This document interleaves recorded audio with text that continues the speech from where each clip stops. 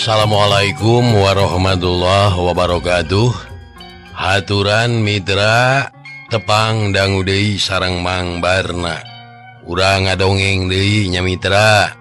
Neraskeun hanca garapan anu katunda. Dongeng garapan Mang Barna ieu kalayan judul Si Kucrit. Sumaha jangakeun Mitra dongeng kucrit. Sok kaparayun sadayana.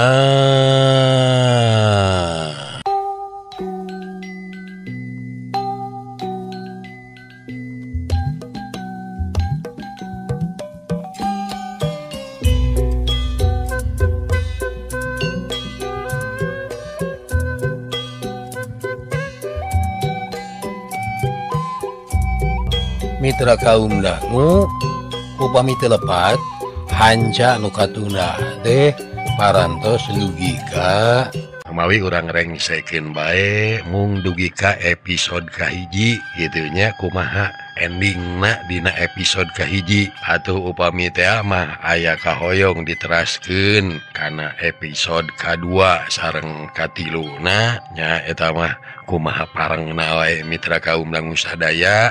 Kalayan mudah-mudahan Mang tiasa ngagarapna gitunya. Mohon aya anu naroskeun ka Mang Barna atuh cenah upami kitu mah Mang Barna ngagantung moal ku Mang Barna moal digantungkeun. Margi episode kahiji na aya endingna. Janten kieu maksudna mitra kaum dangu supados jelas upama teh mah ieu carita si Kucrit teh henteu diteraskeun kana episode kadua sareng katilu mun seri kadua sareng seri katilu na moal matak gantung dangueun cenah bade diteraskeun kana seri kadua sareng katilu na malah eta nu langkung abdol. Nek urang ngalirenkeun heula episode kahijina urang rengsekeun selang heula ku carita anu sanes kitunya. Satuju? Mangga urang kitu we lah mun. Alah pohara ya. Mangga urang teraskeun mitra. Oke lah ya paling mana ya dicirian ku Mang teh. Aduh wengi tos dicirian acing teh mah urang langkung we nu ieu mah ieu. Nuhun. Nah iya gini cirina. Sok mangga kaparayun deui sadayana. Mitra kaum dangu sababaraha minggu satu tasna Ki Utai mulang tigan muat kalayan gan muat sareng bojo na aya rancana bade nyayembarakeun Nyi Mumun anu janten putrana sangkan pinanggih sareng jodona. Apan waktos babadamian harita mah antawiskan muat kitu deui bojona sareng Nyi Mumuna pisan alias Neng Gege tos cinek pisan Neng Gege ge nyaluyuan kana pamandegan nu janten Ibu Rama na muhun waktos harita teh apan kitu nya mitra. Tapi kadienakeun pikeun Nyi Mumun kakara sadar yen apan manehna teh geus janji Kaki Utai nyatana rek kalemur lemah wungkuk sakumaha anu ceuk pamaksudanana Nyi Mumun Kaki Utai teh rek minang saraya. Tah ayeuna teh kakara kaingetkeun kahijina eta atuh kadua na Nyi Mumun alias Neng Gege robah pamadegan teu pupuguh. Cek pamikirna asa kurang merenah lamun teh mah rek neangan pijodoeun teh make kudu disayembarakeun. Nya asa teu pantes da aing teh nyadar aing mah lain putri ti kademangan. Nya oge kaayaan anu jadi kolot geus kakocap kabeungharanana ngaleuwihan anu aya di kademangan. Tapi asa teu pantes kitu tah cek garentesna Neng Mumun alias Neng Gege anu saterusna unyukan kanu janten ibuna. Nya waktu harita teh ngahaja ngobrol paduduaan sareng nu janten ibuna nyatana Amih nah teh nya Mitra tak ayeuna urang tuncal Mitra urang caturkeun weh amih nah nuju badanten sareng carogena nyaeta Gan Muat ari Neng Gege mah harita teh keur teu nyampak hartina henteu milu masamoan. Tah kitu papap kumaha atunya ngan untung we urang teh tacan dibewarakeun kumaha lamun seges dibewarakeun kana tangtu urang teh kawiwiranganana teh. Loh nya we atuh jadi bingung atuh keur papapna oge atuh lamun kieu mah. Heeh nyaeta ku untungna teh urang can ngabewarakeun karek cek raranjang wungkul. Aduh eta kumaha cenah kahayangna si Neng deh. Ari nyanggem nama ka amih teh kieu cenah ka emut cenah ku si Neng teh piraku deui cenah da sanes putri cenah make disayembarakeun sagala manasina putri ti Kademangan anu sok disayembarakeun nya dina kitu nama si Neng teh nyadar kana kaayaanana keun bae cenah piraku teu aya jodohna datang tu aya pasangan anangan teu acan nyampak we meureun ngajodo kitu tah papap ari dongengna ka amih mah. Eta sugan ieu mah sugan jeung sugan lamun teh mah henteu tulus disayembarakeun kira-kirana ieu mah ku amih sok katingali henteu ieu mah nya si Neneng teh aya anu ngadeuketan gitu teh da sok kaciri aya nu ngadeuketan jeung henteuna. Nya ari sakatarang amih mah nu deukeut jeung si Neng mah iwati nu jadi adina nyatana Cep Bodin atuh si Emo we anu deukeut teh. Nya kakaraga ingetkeun eta si Emo puguh kieu eta teh amih. Dedek-dek atuh ku Gan Muat teh dicaritakeun ngeunaan Ki Emo anu memang menta kaluar tina pagaweanana. Hartina masrahkeun tanggung jawabna salaku manor nya cek cohagna mah eureun weh moal milu deui digawe kitu tah pok-pokanana Gan Muat dumasar kana laporan ti Cep Bodin.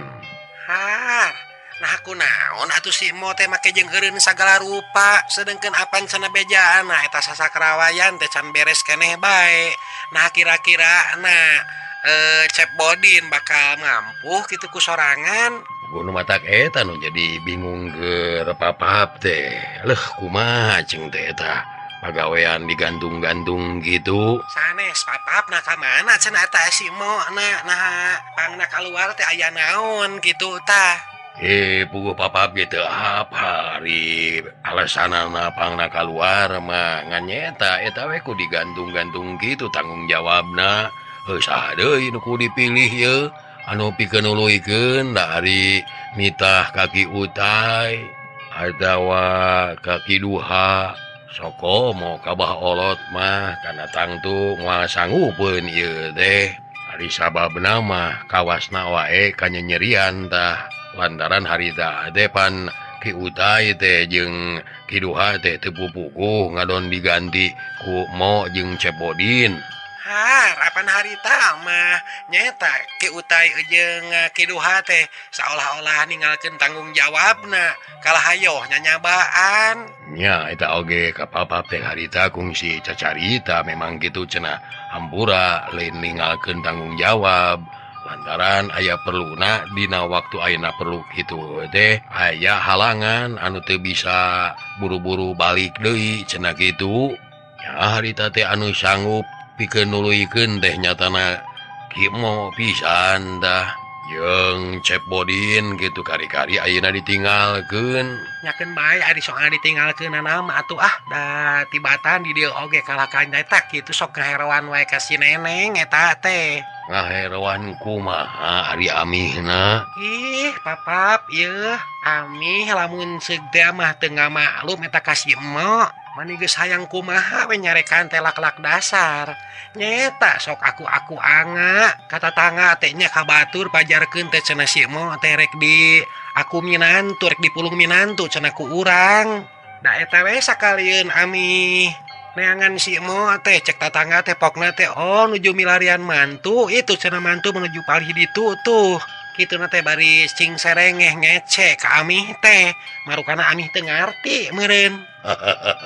Ku tante gitu Ami papa makarek apa tapi nya tah lamun kasih mau mah meureun rada cocok lantaran si mau mah teu kasebutna gitu nyantri. Itu adi si papap adi taun teh nah rek tega si neneng ieu dipihukum ku si emo anu jeding uriwih bibirna ge kawas tamusu. Is eta ari carita teh bisi kadengeun ke. Akeun bae da geus kaluar ieu ti dieu. Amih mah teu satuju abrig-abrigan. Ih.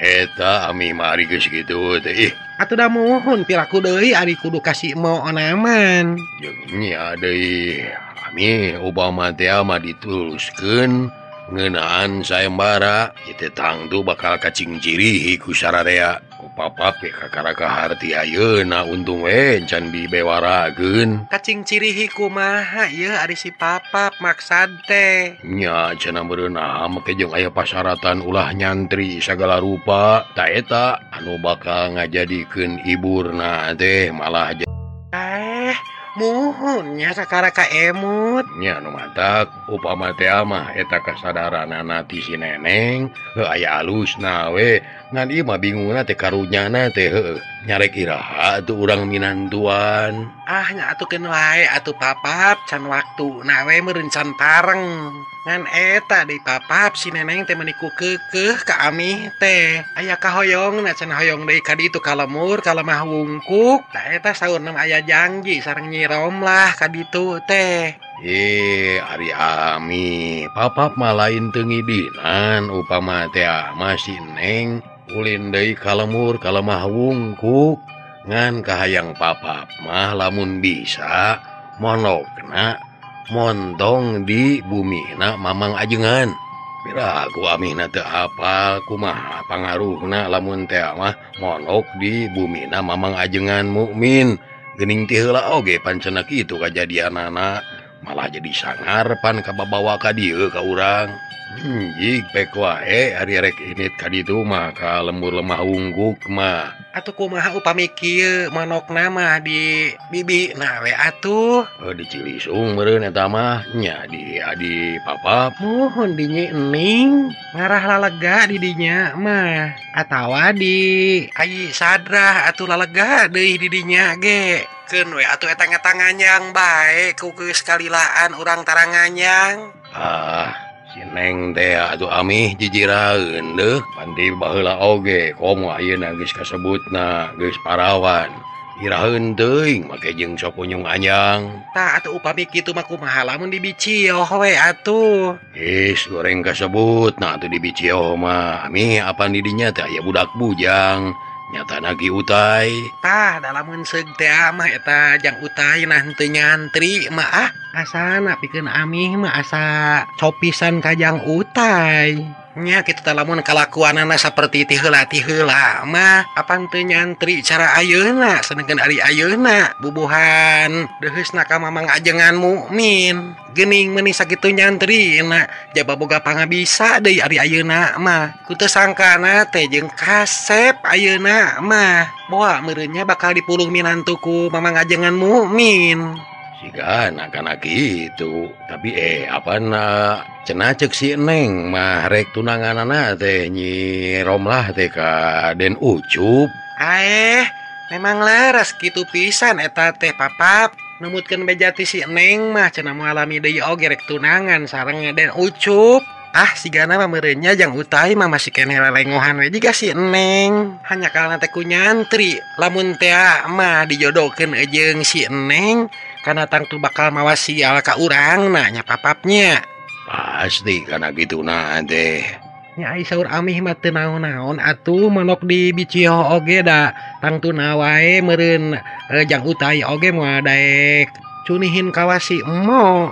Tayati Batawina ai santri kudu cunihin mah da santri mah tara carunihin. Ya atuh ari Amihna boga pamadegan kitu mah eta mah kumaha Amih we.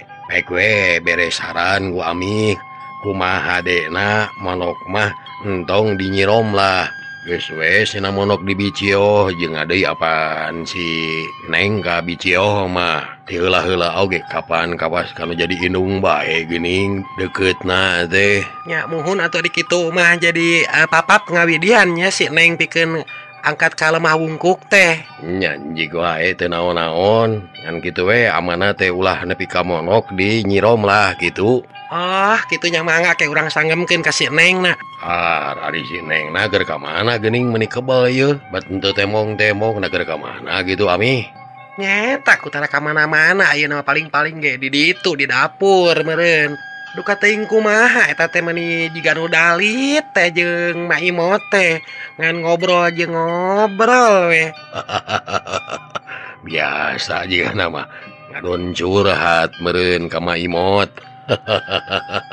Geus biasa di barudak mah sok talete sok tatanya ka kolot teh. Nya kana kitu eta teh ngadon curhat. Kayak atuh papa urang pilari heula urang sakantenan urang sanggemkeun. Cek Ami enah anu saterus nama leos Ami enah teh ngajugjug ka pawon nu maksudna nyatana rek neang nu jadi anakna da pasti cenah keur ngobrol jeung Mak Imot. Mitra kaum dangu sadatangna ka dapur nya bae Neng Gege teh keur ngobrol jeung Mak Imot meuni bangun anu uplek naker. Atuh sajolna Amihna nganderek-dek bae ku Amihna teh dicaritakeun ngeunaan Pak Idin tinu jadi bapana. Bari sakalian diowadian pek wae cenah rek ka lemur lemah wungkuk mah ngan pokma ulah monok di Neng Rom lah mun bisa mah monokna di Bicioh we kitu pok-pokanana Amihna kanu janten putrana Neng Gege. Tah kitu Neng amanati papap teh ulah nepi ka monok di Nyai Rom lah cenah. Di ditu we cenah bisi rek monok mah di Bicioh. Kan ari kahayang Amih mentong monok atuh. Tos we mulang deui anteur ku Cep Bodin. Numawi Amih sok sana sok resep upami aya di lemur teh. Sareng deui upami kedah mulang deui mah sok asa cara rape mi. Wios mobil mah dicanak deui we ku Ayi Bodin. Nya karep atuh ari kitu mah ngan nya kade omat eta kudu diperhatikeun amanah ti papap ulah nepi ka monok di Nyirom lah nya. Mohon tangtos diestokeun pisan mi.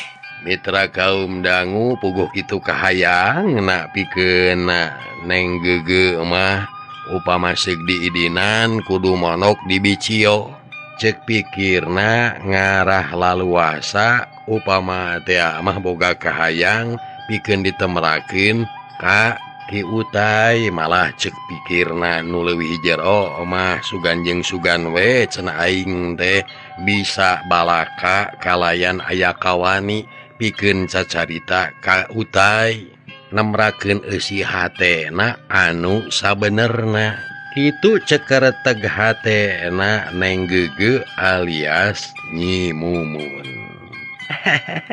Laras sae kitu atuh Nen upami tiasa mah sumuhun di Bicioh we atuh kulem mah ceuk Mak Imot mere kamandang ka juragan istri sareng ka Neng Gege. nah bade iraha atuh Nen angkatna ka lemah wungkuk teh nya Neneng nah arek iraha ka ditu teh nah arek isukan wae kapan mobilna oge nuju diangge ku Cep Bodin.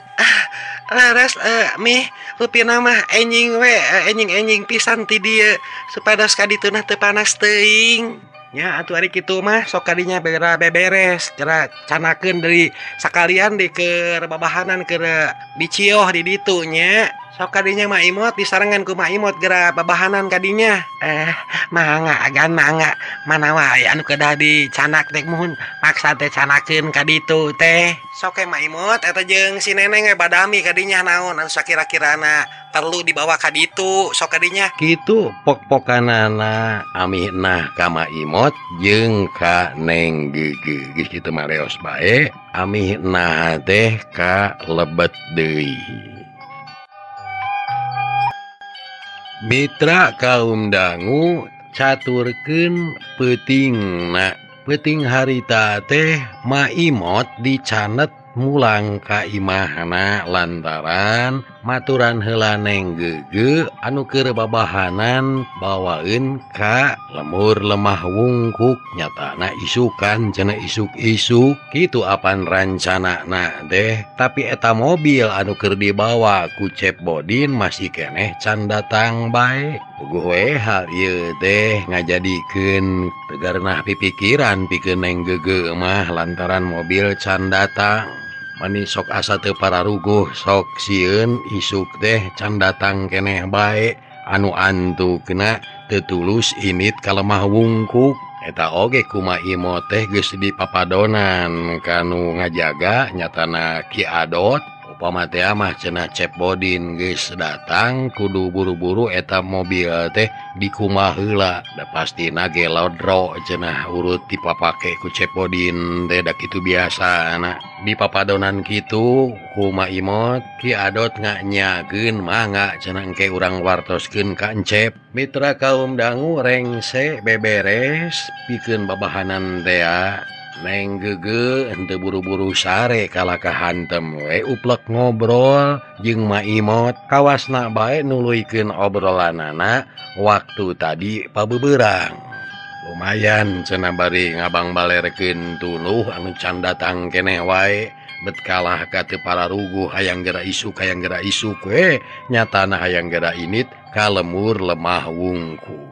Yah kieu nya nennya ari saur mak-mahnya saya terus terang wae atuh ka yang utaina sumuhun dicarioskeun sabalakana kitu maksud nen teh moal isineun nengna mak ih ari teu teh nen mah eta kinten-kintenna nen aya kawantun atanapi henteu numawi asa ararisin maknya bet kedah ti Neng heula mah anu teu carios asa kirang merenah mak kayaknya geulis bager emak rek tumaros dupi eta ku Nen katinggalna Cep Utai teh Kak Nen kumaha kinten-kintenna nah aya mahnitan kitu atanapi henteu ari emak atuh dimaksud mahnit teh mahnit naon mak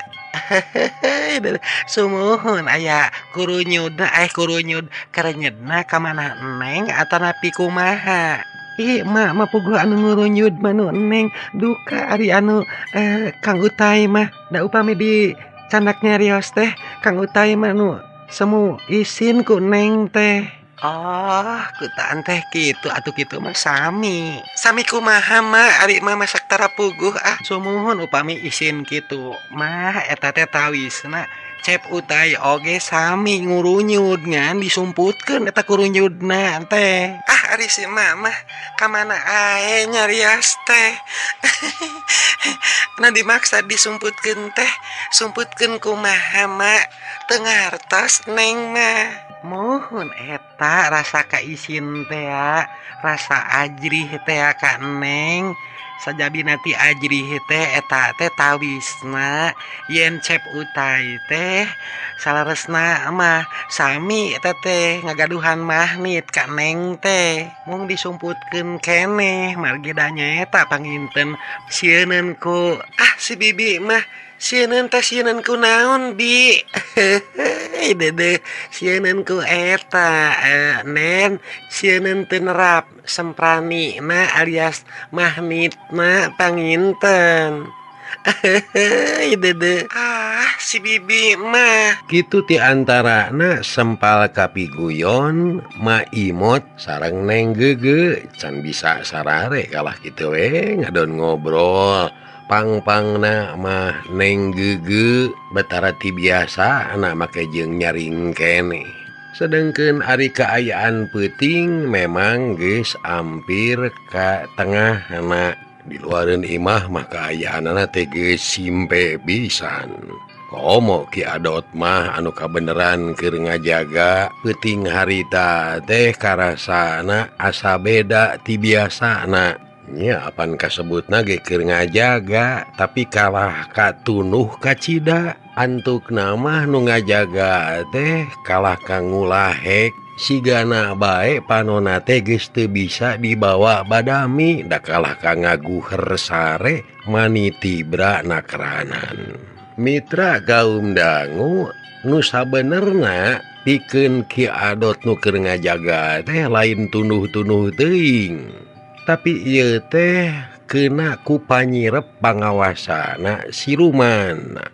anu harita memang keur ngadodoho ka bumina minangkana mah para ponggawa ti nagara siluman anu diutus ku Jangkar Saketi pikeun nalingakeun kaayaanana di bumina Ganmuat parentahna teh nyaeta nalungtik jalma anu keur narekahan Ganmuat sangkan sadar deui nah masih keneh aya atawa geus teu aya saterusna kudu dikanyehokeun kumaha nasibna Ganmuat naha geus sadar deui atawa acan lantaran kaayaanana di bumina Ganmuat teh teu kaimpleng ku Jangkar Saketi ti nagara siluman alias poek naon anu jadi halangna kitu pangna Jangkar Saketi ngutus para ponggawa ti nagara siluman pikeun nalingakeun ka bumina Ganmuat teh.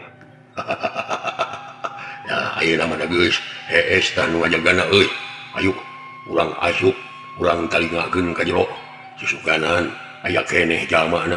Kumaha tah carana lamun teh mah eta jalmana masih keneh aya.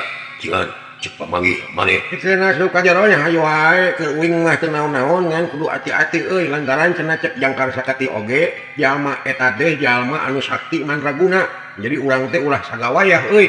Ya atuh urang kudu landip pokona mah urang talingakeun teh wungkul. Nya pan kitu tugasna oge ngan sakitu jadi lamun teh mah aya mun urang teh kudu buru-buru ngabejaan ka ditu nya. Ya atuh ali silaing met ka mana wae. Ugo we kudu buru-buru bebeja tong dilawanan ku urang da moal mahi. Sok atuh akal heula anu asup teh heula keun uing nungguan di dieu ngawaskeun bisi engke aya anu ngawaskeun ka akal ka jero uing di dieu ke ngabejaan ke dibere tanda ke uing kumaha lamun kitu.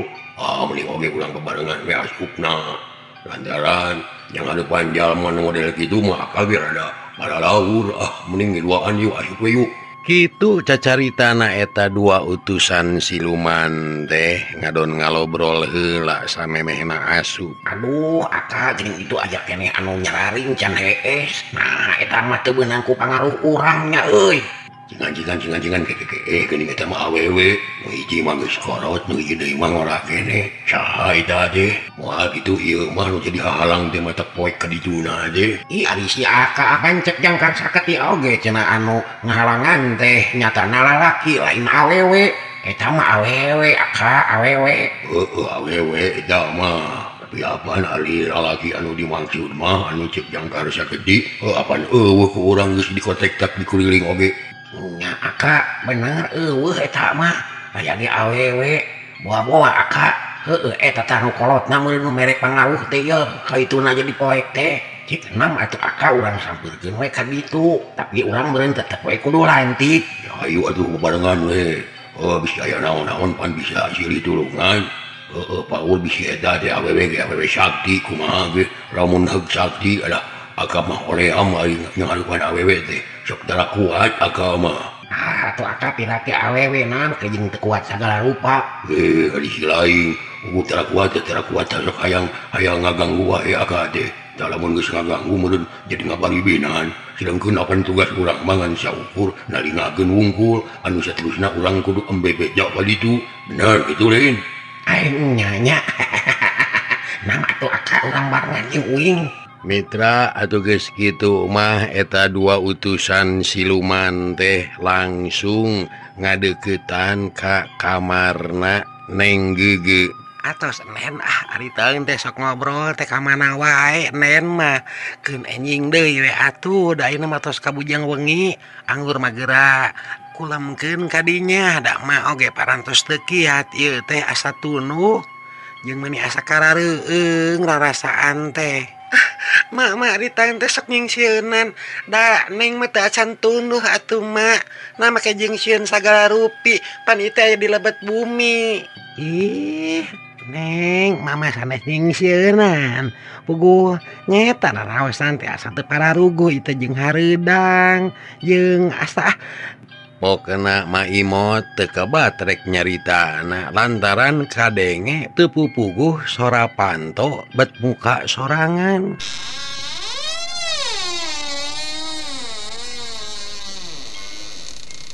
Atuh sakedapan dua nana ting polohok boh neng gege kitu deui Maimot bari mencrong ka lawang Panto anu memang muka ku sorangan. Jeung eta kagetna teh deui da biasana oge eta Panto lamun dibuka teh tara make jeung disada samodel kitu. Ari ayeuna bet disada puguh we matak ngarasa kaget oge betara ti sasarina eta Panto make disada jeung melenge ku sorangan. Atuh ngan beb bae neng gege kitu deui Maimot teu cacarita duanana bari pacekel-cekel melong kana eta Panto anu muka ku sorangan. Tilila antara najol hius bet aya angin meni asa ngagelebug rarasaan teh asup ka jero kamar. Da puguh kasebutna oge angin teu kaciri ngan anu kaciri teh oyagna gordeng we. Anu aya di jero kamar katingali ngelab kitu deui barang-barang anu sejena anu aya di jero mah kabeh jiga anu katebaku angin. Mitra kaum dangu memang teka ciri jirimna mah da puguh waktu Panto muka teh taya nu asup iwati angin mah anu karasana semunu aneh ieu angin teh lain karasa tiis atawa tiris tapi kalaka karasana teh nyongkab panas teuing pangaruh tina kareuwas jeung kasieun meureun. Neng gege jeung Maimot bari pacekel-cekel teh rutret kaditu kadieu maksudna mah ngareretan ka sakabeh barang-barang anu aya di jero kamar neng gege teh harirup kabeh nya bet kawas-kawas anu ka nageun ku angin. Puguh we atuh Maimot nepi ka ngayak-yak sok komo barang Maimot ningali ka hareupeunana bet kawas-kawas aya anu ngabeleg-beg. Rupana teu pati jelas tapi bet jiga kalangkang. Ceuk rarasaan Maimot eta nu ngabeleg-beg teh nu ngarupakeun kalangkang beuki ngadeuketan ka Maimot. Barang keur kitu jol gurubug ge Maimot jol ngagurubug. Alah yeuh aya nu nyagap yeuh ka mak. Mak masok nyingsieunan ari taeun teh nu nyagap saha mak pan neng nu nyagap mak mah. Ih wantun sumpah neng ieu asa anu ngalagap ka mak. Sia getek sia. Mung teuing sia. Ceuk Maimot bari abrug-abrugan malah ngepeskeun leungeunna neng gege. Ari neng gege kaget ningali polahna Maimot kitu teh make jeung nyebutkeun aya anu nyagapan sagala rupa ka Maimot. Mak ari taeun teh mah masok ngareurewas ka neng. Naon da teu aya naon-naon sareng teu aya sasaha di dieu mah mak. Mitra kaum dangu keukeuh neng gege mah teu percayaeun kana kajadian anu karanapan ku Maimot. Sok memang padahal anu sanyana mah bener ka Maimot teh aya anu noelan, aya anu ngeleketek sagala rupa ku salah sahijina utusan ti siluman teh. Malah lamun kadengeun mah ku Maimot jeung ku neng gege da pasti kana ngabecirna lantaran barita teh bari ngeleketek teh bari sisirian. Iya, kakak gak usah ngaganggu. Nah si kakak buat ngaganggu teh nu kolotna menarik oge anu ngorana tuh kakak. Kan nu kolotna bagian uing resep teh kan kolot kalapa itu kakak. So kakak nu ngorana uing mah geus bosen lah. Kan ngora mah hayang sotek anu kolot kalapa uing mah keun bagian uing eta mah atuh kakak. Jampe atuh bagian mana eta keun kakak ari ieu nu ngorana rek diheuleyan ku kakak. Kitu pok-pokanana eta dua utusan siluman kalah kahayoh ngadon ngaheureuyan ka Maimot jeung ka neng gege.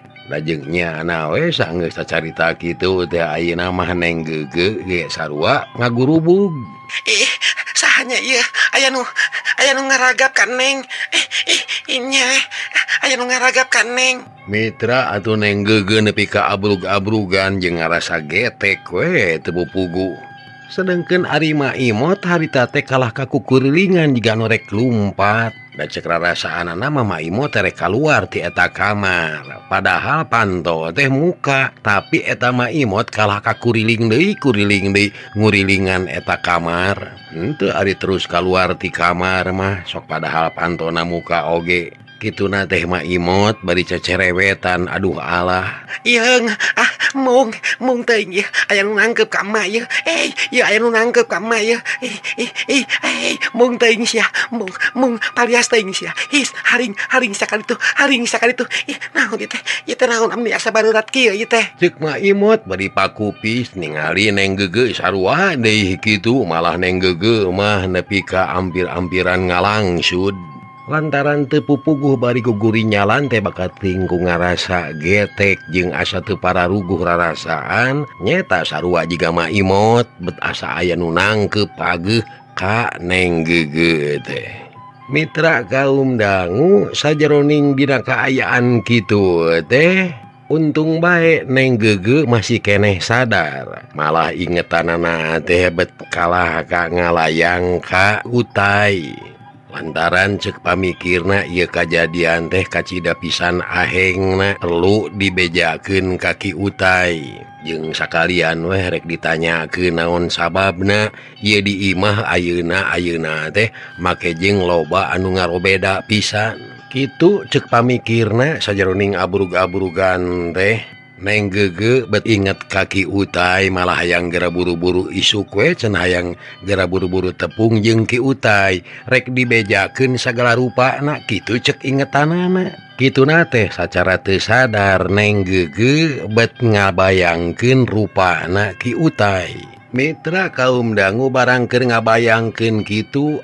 lila antarana ari jangelek teh aya Utai sidik pisan manehna langsung asup ka jero kamar anu saterusna jol nyampeurkeun ka Neng Gege kitu deui Maimot barang kadatangan ku ieu Utai kaayaanana teh jol tenang deui henteu abrug-abrugan cara tadi ngan kareuwas beuki namahan ari sabab teu pupuguh jeung ti mana jolna kalayan teu kanyahoan datangna eta Utai bet geus nyampak aya di kamar manehna Neng Gege teh ukur molohok we teu bisa nyarita kitu deui Maimot kalah ka ngadedempes jigana teh bakat ku kareurewasan bari Maimot mah teu apaleun yen kadinya teh aya Ki Utai da memang teu kaciri ku Maimot mah mitra kaum dangu nyeta bakat ku kareurewasan teh Maimot antukna mah nepi ka kapiuhanana